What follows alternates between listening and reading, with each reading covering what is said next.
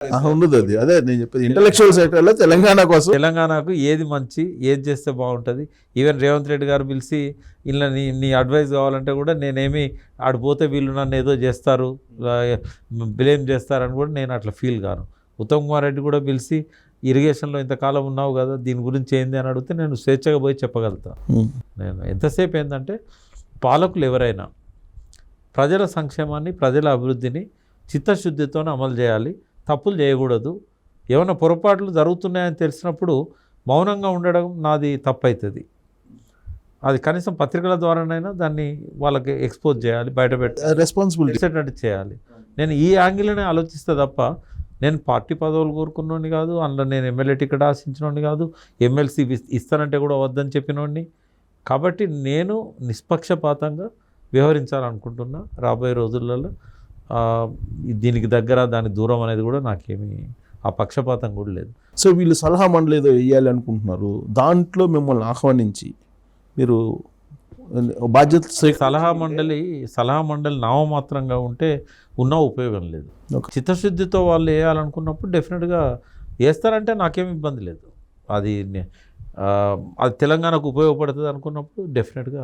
కాళోజీ అంటాడు కదా, నా గొడవ అంతా ప్రజల గొడవే అని. నా తెలంగాణ గొడవే, తెలంగాణకి అది అవసరం అనుకున్నప్పుడు డెఫినెట్గా ఇల్లు ఉండడం వల్ల. ఒకటైతే కేసీఆర్ గారు కొన్ని ఫలితాలు సాధించిన ఫలితాలైనా ప్రొటెక్ట్ చేయాల్సిన బాధ్యత ఉంటుంది.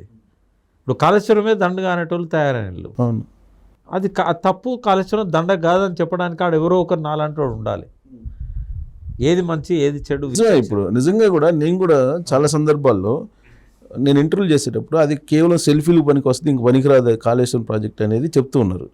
ఆ మాట వింటే నాకు కూడా దానికి పెట్టిన ఖర్చు, వీళ్ళు చెప్పే మాటలని ఒకసారి చూసుకుంటే ఆందోళనగా ఉంటుంది. అంటే యాక్చువల్గా మేడిగడ్డ బ్యారేజ్ ఏదైతే ఉన్నదో 1800 crores అయింది.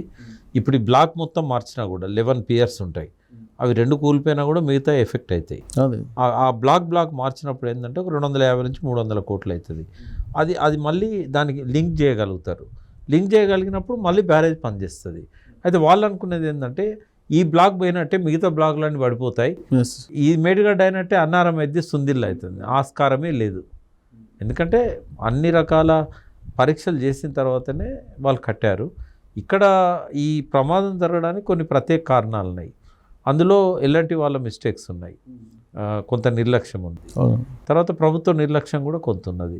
అవి రేపు ఎంక్వైరీలో బయటకు వచ్చిన తర్వాత అవి రెక్టిఫై చేసుకుంటే సరిపోతుంది. సో మీరు ఎలాగూ వాటర్ రిసోర్స్ డెవలప్మెంట్కి సంబంధించి చైర్మన్గా చేశారు కాబట్టి దాని మీద ఖచ్చితంగా మీకు పూర్తి అవగాహన ఉంటుంది.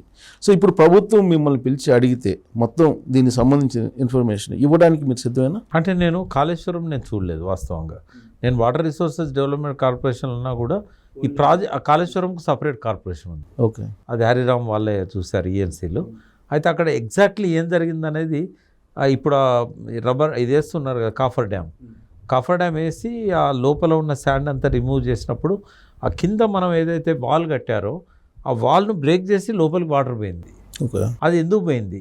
అది పోవడానికి ఫ్లడ్స్ కారణమా, లేకుంటే అక్కడ ఉన్న డెబ్రీస్ కారణమా, ఏం జరిగిందనేది అది నిర్ధారించాలి. అది నిర్ధారించాల్సింది ఎవరు? ఒకటేమో భూభౌతిక శాస్త్రవేత్తలు, కింద పొరలల్లో మట్టి పొరలలో ఏమన్నా తేడా వచ్చిందా, బొగ్గు పొరలలో ఏమన్నా. రెండవది ఈ ఇరిగేషన్ నిపుణులు. వీళ్ళను నేనేమో సజెస్ట్ చేస్తున్నా అంటే ఈ మన రాష్ట్రం కాకుండా బయటి రాష్ట్రాల నుంచో బయటి దేశాల నుంచో నిపుణులను తీసుకొచ్చి ఎగ్జామిన్ చేయించమని అంటున్నాను. ఓకే, అప్పుడు నిష్పక్షపాతం ఎగ్జాక్ట్ రిపోర్ట్ వస్తుంది. అయితే ఇప్పుడు కేసీఆర్ మీద కోపంతో ఏం చేయకూడదు. ఎందుకంటే ఈ నిష్పక్షపాతంగా మనకు నిర్ధారణ అయిందనుకోండి, మిగతాయి కాపాడుకోగలుగుతాం. ఈ పొరపాట్లు అక్కడ జరగకుండా కాపాడుకోగలుగుతాం. అప్పుడు తేల్చుతాం ఇది వృధానా లేకుంటే పనికొస్తుందా.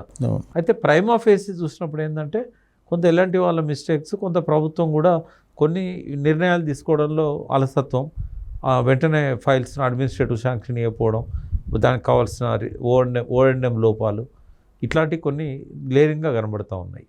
రేపు అదే నిర్ధారణ కూడా కావచ్చు. ఓకే, సీఎం అయిన తర్వాత సార్ రేవంత్ రెడ్డిని మీరు కలిసే ప్రయత్నం కానీ? నేను కలవలేదు, ఇప్పటిదాకా కలవకూడదని అనుకోలేదు. కాకుండా ఏంటంటే గవర్నమెంట్ మొన్ననే కదా మారింది, వెంటనే ఇది ఒక పెద్ద సోషల్ మీడియాలో ప్రచారాలు మొదలవుతాయి. నేను ఒకవేళ కలిసినా కూడా ఏదైనా తెలంగాణ కోసం మంచి చేయడానికి నా వైపు నుంచి ఏమన్నా ఒక ఇన్పుట్స్ ఇవ్వడానికి కలుస్తుంది తప్ప ఫార్మాలిటీ కోసం గ్రీడ్ చేయడానికి కలవాల్సిన అవసరం లేదు. ఎందుకంటే ఈజ్ మై ఫ్రెండ్. మనసులో ఉంటుంది ఎవరికి వాళ్ళకి, అంతే. గెలిచాడు మనవాడు, ప్రయోజకుడు అయ్యాడని అనుకుంటాం, సంతోషిస్తాం. ఎన్నోసార్లు ఆయన డిబేట్స్లలో కూర్చున్నాం. నాతోనే 5 ఏళ్ల కిందనే చెప్పాడు. TV5లో విజయ్ గారు యాంకర్గా ఉన్నారు, మార్నింగ్ టైంలో. ఆయన అప్పుడు కాంగ్రెస్లో ఉన్నాడు, అదే ఓడిపోయి ఉన్నాడు. వర్కింగ్ ప్రెసిడెంట్ ఉన్నారేమో. వర్కింగ్ ప్రెసిడెంట్ కూడా జాయిన్ అవుతే వర్కింగ్ ప్రెసిడెంట్ జాయిన్ అయ్యాడు కాంగ్రెస్లో. అయితే తెలుగుదేశంలో వర్కింగ్ ప్రెసిడెంట్, ఎమ్మెల్యేగా ఓడిపోయాడు. ఎమ్మెల్యేగా ఓడిపోయాడు. అవును, 2000. అవును, ఆ టైంలో చెప్పాడు నాతో. నెక్స్ట్ ఎవరు అనుకుంటున్నావు అంటే, ఇట్లా KCR ఉంటారు, ఇంకెవరు ఉంటారు, వాళ్ళ ఫ్యామిలీ కదా. కాదు, నెక్స్ట్ ఎలక్షన్ జరిగినప్పుడు రేవంత్ రెడ్డి సీఎం అవుతాడు, రాసి పెట్టుకో అన్నాడు. బ్రేక్లో అన్నాడు.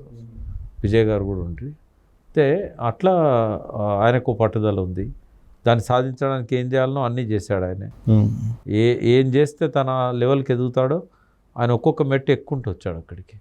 కాబట్టి ఆయన మంచిగా తెలంగాణను మంచిగా పరిపాలించాలి. కేసీఆర్ గారి మీద కోపంతో చేసిన అభివృద్ధిని మాత్రం నిర్లక్ష్యం చేయకూడదు. నేను ఒకటే చెప్తాను, ఇప్పుడు సూర్యుడిని చూపెడితే సూర్యుడిని వెలుగులను చూడాలి తప్ప ఏళ్ళను చూడకూడదు. వేలును చూస్తే అది నిమూర్ఖత్వం అవుతుంది. ఇక్కడ వేలు కేసీఆర్. కాళేశ్వరం కానీ ఇతర అన్నీ కూడా ఏంటంటే తెలంగాణ ప్రజల కోసం క్రియేట్ చేయబడ్డ ఆస్తులు. ఆయన మీద కోపంతో వాటిని నువ్వు ధ్వంసం చేస్తున్నట్టు ఎట్లా? లేకపోతే నిపుణులు చెప్పారనుకో, ఇది పనికిరాదు, కూల్చేయండి అని, దాన్ని నేనేం అడ్డుపడా అప్రిషియేట్ చేస్తాను. నిపుణులు చెప్పారు కాబట్టి. కానీ ఇందాక మీరు ఒక పాయింట్ అన్నారు, నిపుణులు అని చెప్తే ఇప్పుడు కోదండరామ్ గారు కానీ, లేదంటే మురళి ఆకునూరు కానీ, లేదంటే తీర్మార్మల్, ఇలాంటి వాళ్ళందరూ చేరారు అనుకోండి ఒక చోట, అప్పుడు న్యాయం జరిగిద్దా తెలంగాణ? అసలు జరగదు. వాళ్ళు వేలునే చూస్తారు. ఆ కోదండరామ్ కొంచెం డిఫరెంట్, బ్యాలెన్స్డ్ ఉంటాడు. బట్ మల్లన్న కానీ వీళ్ళంతా కూడా ఏంటంటే ఒక కోపాన్ని ఇక్కడ వరకు పెంచుకున్నారు. అంటే మనిషికి సహజమే అది. ఇప్పుడు ఒక ఎఫిషియెంట్ ఆఫీసర్ మురళి, ఆయన తీసుకుపోయి ఓ స్పోర్ట్స్ దానిలో పడేసి కుర్చీ చక్కగా లేని కాడ పెడితే కోపం రాదు ఆయనకి. ఆ కోపం డామినేట్ చేసింది. అదే ఇప్పుడు మనం అది పక్కకు పెట్టాలి. అయిపోయింది. మీరు అనుకున్న పంతం నెగ్గించుకున్నారు, కేసీఆర్ని దించాలనుకున్నారు, దించిండ్రు. ఇప్పుడు మళ్ళా ఈయన విషయంలో మీరు మంచి క్రియేటివ్ సలహాలు ఇవ్వండి. ఈ పాలన మంచిగా జరిగేటట్టు చూసుకోండి. ఆ పార్టీ రావాలన్నా ఈ పార్టీ రావాలన్నా అనేది మేధావులకు ఉండదు. ఎవరు అధికారంలో ఉన్నా మంచిగా పరిపాలించాలని చూడాలి. నేను ఒకటే అంటున్నాను, చాలా ఆస్తులు క్రియేట్ అయినాయి ఈ 6 లక్షల కోట్లతోని. వాళ్ళు స్వేదపత్రం అనే దానిలో కూడా చెప్పారు. ఇవాళ కాళేశ్వరం ప్రజల ఆస్తి, ఇవాళ పాలమూరు రంగారెడ్డి ప్రజల ఆస్తి, ఇవాళ సెక్రటేరియట్ ప్రజల ఆస్తి, అంబేద్కర్ విగ్రహం ప్రజల ఆస్తి. దేన్ని కూడా మనము ప్రగతి భవన్ లాగా నిర్లక్ష్యం చేయాల్సిన అవసరం లేదు. అది పనికిరాదని తీసేయడము. బెస్ట్ ఏంటంటే ఉన్న వాటిని వాడుకోవాలి. ఇప్పుడు అది కేసీఆర్ తన ఇంటి కోసం కట్టుకున్నది కాదు కదా, ప్రజల డబ్బులతో కట్టిందే కదా అది. అటువంటిప్పుడు రేవంత్ రెడ్డి గారు అందులో ఉంటే ఆ ఉందాతనం వేరుగా ఉండేది. ఇనుప కంచెలు తీసేసి నేరుగా జనహితలోకి వచ్చి కలవచ్చు అని చెప్తే ఎంత అద్భుతంగా ఉండేది. బయటికి వెళ్ళేటప్పుడు ఒకసారి పబ్లిక్ కలిసి విజ్ చేసి వెళ్ళిపోతే చాలా బాగుండేది. ఆ అవకాశాన్ని పోగొట్టుకున్నాడు ఆయన. అట్లాంటివి చేయకూడదు అనేది నేను అనేది. ఆయన ఉన్నాడనే దాంతో నేను ఉండకుండా అది గవర్నమెంట్ క్వార్టర్, అది సీఎం రెసిడెన్స్ కదా. ఎలక్షన్ ముందే చెప్పారు కానీ ఒకసారి ఏమో హాస్పిటల్ కింద మారుస్తూ ఉన్నారు, తర్వాత ఏమో అదేదో అంబేద్కర్ భవన్ చేస్తూ ఉన్నారు, తర్వాత ఇప్పుడు జ్యోతిరావు పూలే భవన్ చేశారు. చేయలేండి, మంచిదే. బట్ ప్రజా ప్రయోజనాలకు వాడితే తప్పేం లేదు. కానీ అది సీఎం కోసం కట్టుకున్నది, ఆ ఉందాతనం అనే ఒక ఉద్దేశంతో కట్టాడు సుబ్బారావు గారు. నేను అంతే కదా, అతను ఓన్ కాదు కదా. అట్లా ఏంటంటే అంతకుముందు ఒక కలెక్టర్ల కాన్ఫరెన్స్ పెడదామంటే సెక్రటరియట్లో ప్లేస్ లేకపోయేది. అది చెన్నారెడ్డి దానికో ఇంకో దానికో పోయేది, మరి చెన్నారెడ్డి దానికో ఎక్కడో పెట్టుకోవాల్సి వచ్చేది, జూబ్లీ హాల్ పోవాల్సి వచ్చేది. ఇట్లా కాకుండా అన్నిటిని ఒకే ప్రెమిసెస్లోకి తీసుకురావాలి. కలెక్టర్ల కాన్ఫరెన్స్ కూడా ఇట్లాంటివి జరగాలని సెక్రటేరియట్లో అద్భుతంగా ఏర్పాటు చేశారు. తను ఇంట్లో ఉన్నప్పుడు కూడా అవసరమైనప్పుడు అక్కడ క్యాంప్ ఆఫీస్ సెక్రటేరియట్ వచ్చేదాకా అక్కడ కూడా అటువంటి ఏర్పాటు చేశాడు ఆయన. అలా 100 బెడ్రూములు లేవు, స్విమ్మింగ్ పూల్ లేవు, బుల్లెట్ ప్రూఫ్ బాత్రూములు లేవు. ఎందుకంటే నేను దాదాపుగా 4-5 సంవత్సరాలు వరుసగా విజిట్ చేసిన ప్లేసెస్ అవి. జనహిత అద్భుతమైన భవనం అది, ప్రజల కోసం 2000 మందిని ఒకటేసారి కూర్చోబెట్టుకొని అడ్రస్ చేస్తే. అసలు దాని గురించి చాలా రకరకాలు చెప్పారు. ఎవరిని రానివ్వట్లేదని, గదర్ గారు పోయి దాదాపు 2-3 గంటలు వెయిట్ చేశారని, మినిస్టర్స్ రానివ్వట్లేదు. అది మీరు అన్నారు కదా, కేసీఆర్ తప్పులు అవి. ఎందుకు గదర్ని ఎందుకు ఆపాలి? అది అవన్నీ చేసుకున్న తప్పులు అవి, స్వయంకృత అపరాధాలు. ఒక స్టేజ్కి వచ్చినాక మాకే ఎంట్రీ లేదు కదా. అదే ఇలాంటి వాళ్ళకే ఎంట్రీ లేదు. దాని ఫలితమే ఇది కదా. జరిగింది అట్లా. బట్ ఈయన అట్లా చేయాల్సిన అవసరం లేకుండే. తన అల్లనే ఉండి ఆ ఉందాతనాన్ని కాపాడుకుంటూ అది సీఎం ప్రజల కోసం కట్టిందనే ఒక ఎక్స్పోజర్ ఇచ్చి కంచెలు తీసేసి ఎవ్రీడే జనహితల సమావేశాలు పెట్టుకుంటే వెళ్ళిపోతే బాగుంటుంది. ఇవాళ ఢిల్లీ వెళ్ళారు రేవంత్ రెడ్డి. బహుశా ఆయన ఉద్దేశం ఏంటంటే సోనియా గాంధీని ఇక్కడ తీసుకొచ్చి పోటీ చేయించాలనేటువంటి ఒక ఆలోచన ఉన్నట్టుంది. ఆమె వస్తుందో లేదో తెలియదు. ఒకవేళ వస్తే మాత్రం నల్గొండ బెస్ట్ సీట్ ఆమెకి. తెలంగాణకి ఏమన్నా ఉపయోగం వచ్చి ఇక్కడ పోటీ చేసినందువల్ల? వాళ్ళ అధికారంలోకి వస్తే ఉపయోగం, కేంద్రంలో వాళ్ళ అధికారంలోకి వస్తే ఉపయోగం. రాజకీయంగా ఉపయోగపడుతుంది ఏమన్నా? రాజకీయంగా కాంగ్రెస్ కొంత బలోపేతం చేయడానికి ఉపయోగపడుతుంది. తను ఇక్కడే పోటీ చేసి గెలిస్తే ఫ్రీక్వెంట్గా వచ్చే అవకాశం ఉంటుంది. లాస్ట్ 10 yearsలో ఆమె 2 సార్లు వచ్చింది. కాబట్టి ఎప్పుడైనా సోనియా గాంధీకి తెలంగాణ ప్రజలు ఎప్పుడూ రుణపడి ఉంటారు. ఆమె చరిత్రలో ఎవరన్నా తెలంగాణ బయట ఉండి తెలంగాణకు మేలు చేసిన వ్యక్తిగా పేరు చెప్పుకోవాలంటే గాంధీ, నెహ్రూ కాదు, సోనియా గాంధీ. బయటి వాళ్ళు అదర్ దెన్ తెలంగాణ. ప్రతి ఇంట్లో ఆమె ఫోటో పెట్టుకోవాల్సిన అవసరం ఉంది. ఆమె కనుక లేకపోయి ఉంటే తెలంగాణ ఇచ్చేవాళ్ళే కాదు. ఛాన్సే లేదు. ఎందుకంటే ఢిల్లీలో నేను కూడా నా టైంలో ఆమె ఇచ్చిన మాట మీద నేను ఇవ్వాలి, చాలా మొండిగా నిర్ణయం తీసుకున్నది, అమలు చేసింది. Hats off. ఆమె ఎక్కడ నిలబడా గెలుస్తుంది. బట్ ఆమెకు బెస్ట్ ప్లేస్ అనేది నామినేషన్ వేసిపోతే గెలిచే seat first Nalgonda, second Khammam. KCR గారు ఇక్కడ మెదక్. అక్కడ వాళ్ళకి ఏంటంటే ఒకటే మెదక్ గెలిచారు. సోనియా గాంధీ తీసుకొచ్చి ఇబ్బంది పెట్టాడు ఎందుకు? టఫ్ ఫైట్ ఉంటుంది. అవును. సో మోడీ కూడా ఇటువైపు చూస్తున్నారు అని అంటున్నారు, దక్షిణ భారతదేశం వైపు చూసి. ఇక్కడ ఏదో మల్కాజ్గిరి అంటున్నారు, రకరకాల. సేఫ్ సీట్ లేదు బీజేపీకి. ఎందుకు? బనారస్ ఆయనకు సేఫ్ సీట్.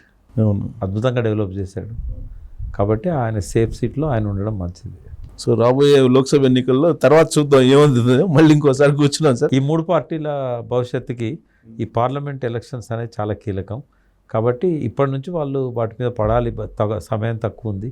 బట్ ఒక ఆరోగ్యకరమైన రాజకీయ వాతావరణం నెలకొల్పడంలో ఈ 3 పార్టీలు కూడా వాళ్ళు న్యాయం చేయాలని నేను కోరుకుంటున్నాను. Thank you very much. తెలంగాణలో భాగస్వామ్యం కావాలి. రేవంత్ రెడ్డి గారిని ఇష్టం ఉన్నా లేకపోయినా మీరే కలిసి ఇప్పటివరకు ఒక బేస్ అయితే వేసారు కేసీఆర్ గారు. దాన్ని కొంచెం ముందుకు తీసుకు వెళ్ళడంలో మీరు కూడా భాగస్వామ్యాలు కావాలని కోరుకుంటున్నాను. Thank you very much.